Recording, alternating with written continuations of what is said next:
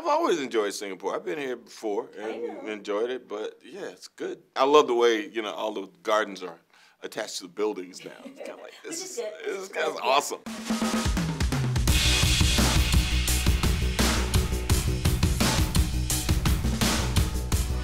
In any movie, Samuel L. Jackson manages to just steal the show. How do you do that? What's that secret sauce? I just try and I do my best to give an honest portrayal of what's going on in a particular moment and of my relationships to various characters that I interact with.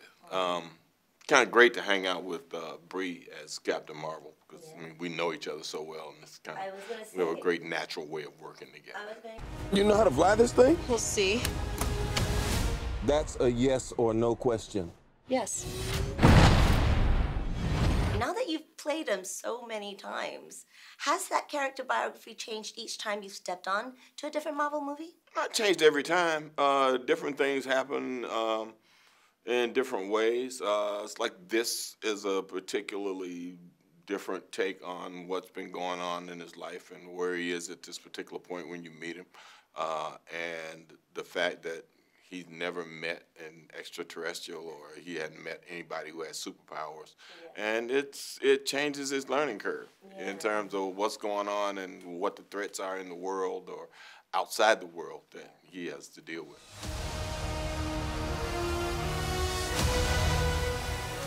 I'd love to get to the point where it's not a big deal, actually, for a woman to be the protagonist and to be the centre of the narrative, or for it to be a female director. I'd love for us to be at the point where, you know, it's just the norm, and it's about the quality of the storytelling and the characters and whether it's original. You know, it's a shame that it's the exception at the moment, right? Yeah. Your character's sort of still shrouded in a little bit of secrecy, which I like. What part of her do you feel you connect most with?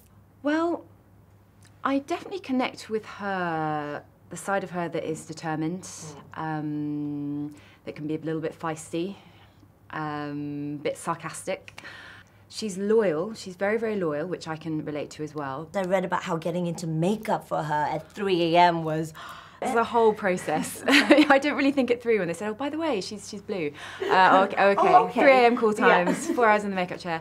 No, it's an amazing team that help you get ready. But you definitely don't feel like yourself. Like, you can't move like yourself. When you're in those superhero suits, they're really stiff. You're constantly having to work against it. You know, you can't even lift your arm up to your shoulder. And I obviously have to because I'm holding a rifle, so it's exhausting. But yeah, you definitely feel that you're in character once you're in the suit. Since your name is Gemma, and we're thinking if you can impart some gems of wisdom in playing this character in Captain Marvel. Make sure you use the bathroom before you get into your superhero suit. Nice. Always think ahead. Whether it's a superhero suit or a jumpsuit or yeah, a party outfit. That's a very good. There we go.